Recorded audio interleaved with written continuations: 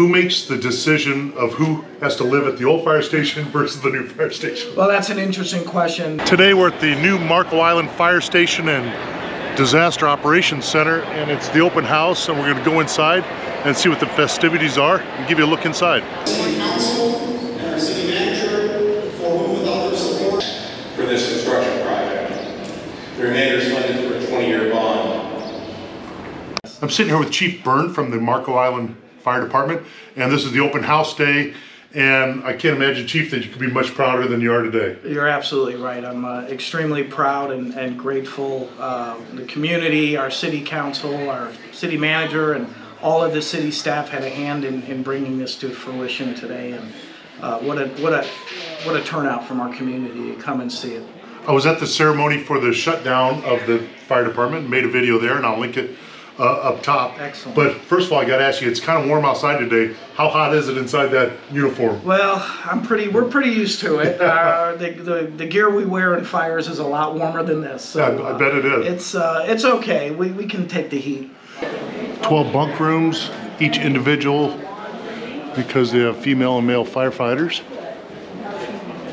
Can you tell me, what would you like the people of Weiland and the visitors to know about this building and the services that you guys provide for Weiland? Well, first of all, the building will house the fire rescue department firefighters in this area of the island. We do have 2 stations, and it'll also house a Collier County ambulance. So the team will run emergencies and non-emergencies out of this station. And the most significant part of this station is the fact of it's built above code. It'll withstand 230, 240 plus mile-an-hour winds. I mean, This is a fortress, and we need to be. We can't leave the island. We cannot evacuate in the case of a hurricane. We've dealt with 2 hurricanes in the last 5 years. It really challenged us, and our staff needs to be in safe facilities so we can deploy immediately. The faster we deploy, the faster our community recovers. The fire service is rich with ceremony, custom, and tradition. The sound of the bell holds a special significance for firefighters. Historically, the signals of a bell summoned members to the station, signaled the beginning of a shift, and notified stations for a call for help, and indicated a call was completed and a unit had returned to the station. The bell also rung to notify other stations when a new station was placed in service. Today, in honor of this tradition, we sound the signal 3, 2, 1, recognizing the opening of Fire Station 50.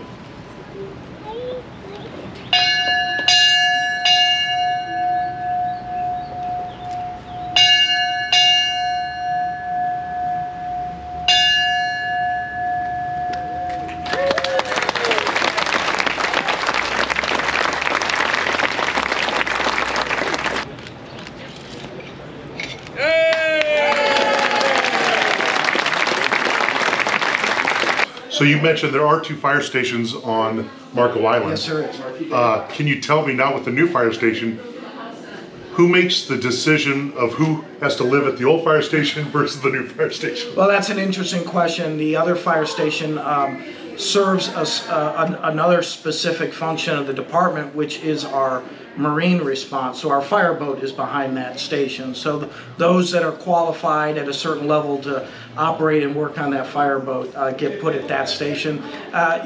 Jokingly, firefighters would rather not be in the same building as their boss, so they like going down there. But no, they're a wonderful group of men and women, and they're thrilled. The open house and the tour has been really insightful, but I've noticed there's no fire pole here at this station unless you guys have hidden it somewhere. No, there's no fire pole. They really, the fire service, while that's a tradition, they've really had to get away from fire poles due to injuries, as well as the elevations of the station are too high, are getting too high to safely operate on a fire pole. Yeah, the height, floors. Yeah, it's just too high. And while I would have loved to have had one, it would just be ornamental, and they're very expensive. When's the last time you went down a fire pole in the line of duty?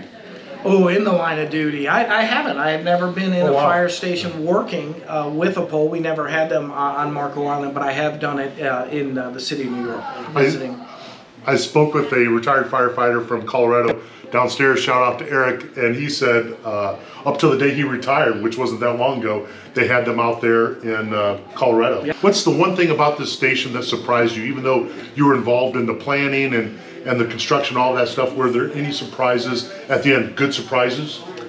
A lot of good surprises. I think the Emergency Operations Center exceeded our expectations. It's just turned out, you know, you start with a piece of paper. The Fire Station 1 in the city of Naples was kind of our starting point. If you look at the two stations, they're fairly similar, but you know, we made changes, and man, today I'm just blown away. You know, overall, it really has exceeded our expectations. The war room down there is really impressive. It is. Yeah. It is. Yes. So I can't imagine being a young firefighter and being in this profession, in this location, and working in a new facility like this. It's probably going to be the highlight of their career ever. Yeah, I would agree. I spent the first night in the station that was here before this one. Now I get to work in this one, and yeah, it's exciting. It brings energy to the department, you know, and a level of professionalism that we maintain. Well, thanks for today. Thanks for the open house. Thank you for lunch. Yes. And the tour was extremely insightful. I'm glad you guys did this for the city. Wonderful. Thank you very much. Anytime. Thanks, Chief. Love to talk to you.